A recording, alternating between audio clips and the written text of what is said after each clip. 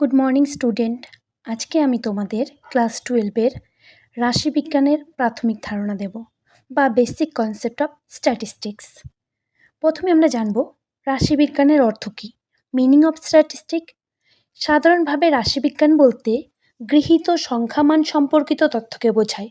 অর্থাৎ রাশিবিজ্ঞান হলো একটি সংখ্যা বিষয়ক বিজ্ঞান।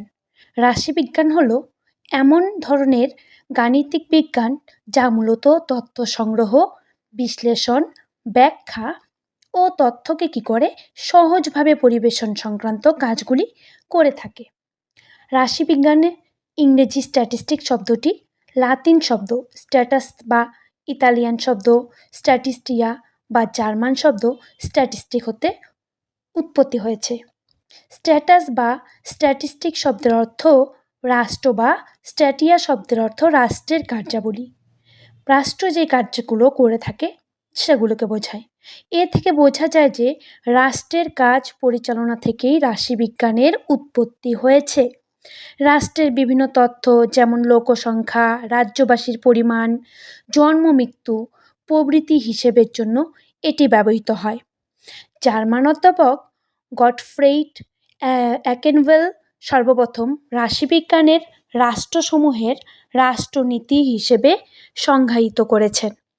1770 খ্রিস্টাব্দে ব্যারন জে ভন বাইলেফট প্রণীত এলিমেন্টস অফ ইউনিভার্সাল এরুডিয়েশন নামক বিখ্যাত গ্রন্থে রাশিবিজ্ঞানের অন্য একটি সংজ্ঞা তুলে ধরা হয়েছে।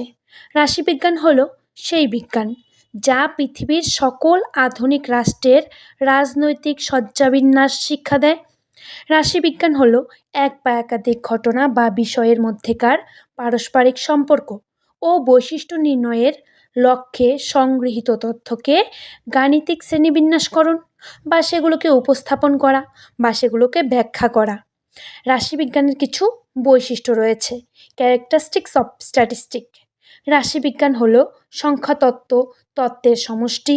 রাশিবিজ্ঞান সংখ্যাসূচক রূপে প্রকাশ করা হয়। রাশিবিজ্ঞানের সাহায্যে নীতি নির্ধারণ করা হয়। রাশিবিজ্ঞান একটি সুনির্দিষ্ট পদ্ধতিতে তথ্য সংগ্রহ করা হয়। এরপরে রয়েছে রাশিবিজ্ঞানের কার্যাবলী, ফাংশন অফ স্ট্যাটিস্টিক। কী কাজ করব আমরা রাশিবিজ্ঞানের সাহায্যে? কোনো ঘটমান বিষয়ের পরিমাপ সংক্রান্ত মাত্রা বা বিস্তার নির্ণয় করব, নীতি প্রণয়ন করব, সমাধান করা, শিক্ষার্থীদের অর্জিত জ্ঞানের তুলনামূলক পরিমাপ করা। রাশিবিজ্ঞানের সঙ্গে সম্পর্কিত কিছু মৌলিক ধারণা রয়েছে, যেমন স্কোর। রাশিবিজ্ঞান যে আমরা করবো তাতে স্কোরটা কি? কোনো ব্যক্তি বা বস্তুর বৈশিষ্ট্যকে সংখ্যা দ্বারা প্রকাশ করে তাকে আমরা স্কোর বলবো। সেটা হচ্ছে 70, 80, 90, 100 যা খুশি করতে পারো। কোনো পরীক্ষায় শিক্ষার্থীদের সাফল্যের পরিমাপ করতে হলে নম্বর বা সংখ্যার দ্বারা প্রকাশ করা হয়ে থাকে। পরিসংখ্যানে এই নম্বর বা সংখ্যাটি, এই যে নম্বর বা সংখ্যাটি রয়েছে সেটিকে আমরা বলবো স্কোর। স্কোর দু রকমের হয়, একটা হচ্ছে অবিন্যস্ত স্কোর, আনগ্রুপ স্কোর, আরেকটা হয় বিন্যস্ত স্কোর, যেটাকে বলি আমরা গ্রুপ স্কোর। আনগ্রুপ স্কোর বা অবিন্যস্ত স্কোরগুলো হল যদি কোনো একটি নির্দিষ্ট ক্রমানুসারে সজ্জিত না থাকে বা সাজানো না থাকে, এলোমেলোভাবে সাজানো থাকে, এই স্কোরগুলোকে আমরা বলবো অবিন্যস্ত স্কোর। আর বিন্যস্ত স্কোর বা গ্রুপ স্কোর হচ্ছে যে সমস্ত স্কোরগুলি একটি নির্দিষ্ট ক্রমানুসারে সাজানো থাকে তাকে আমরা বলবো বিন্যস্ত স্কোর। রাশিবিজ্ঞানে রয়েছে চলক, ভ্যারিয়েবল। যেসব রাশির মান গাণিতিক প্রক্রিয়ায় ভিন্ন ভিন্ন বা আলাদা আলাদা হয়, অর্থাৎ যেসব রাশির মান সর্বদা পরিবর্তনশীল সেই সব রাশিকে আমরা বলবো চলক। চলক দু রকমের হয়, বিচ্ছিন্ন চলক আর অবিচ্ছিন্ন চলক। তারপরে আমরা জানব পরিসংখ্যা, ফ্রিকোয়েন্সি। একটি স্কোর গুচ্ছের অন্তর্গত কোনো একটি স্কোর ওই স্কোর গুচ্ছে কতবার আছে। ধরো তোমাকে একটা অঙ্ক করতে দিলাম, সেখানে কতগুলো স্কোর দেওয়া হলো, 11, 10, 12, 13, 14, 15, 12, 13, 14, 11, 12।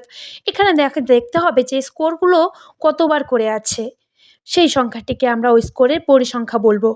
উদাহরণ আরেকটা দিতে পারি, যেমন 10, 11, 10, 10, 12, 14, 16, 17, 11, 18, 10, 20।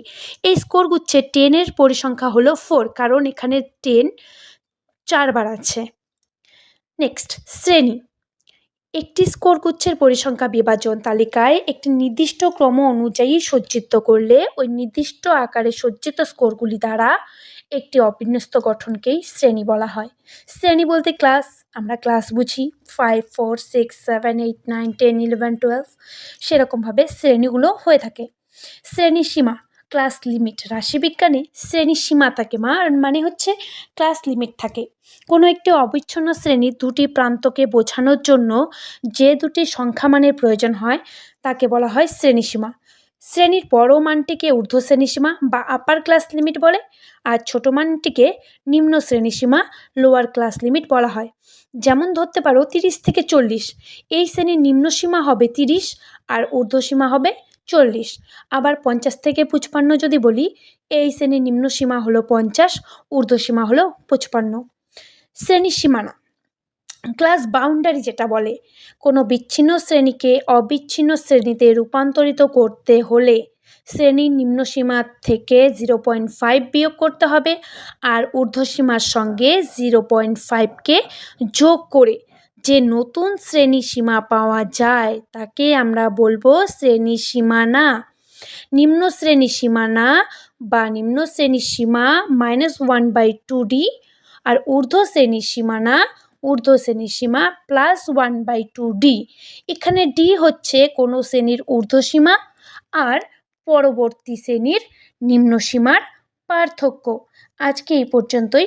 পরবর্তী ক্লাস পেতে চ্যানেলটাকে সাবস্ক্রাইব আর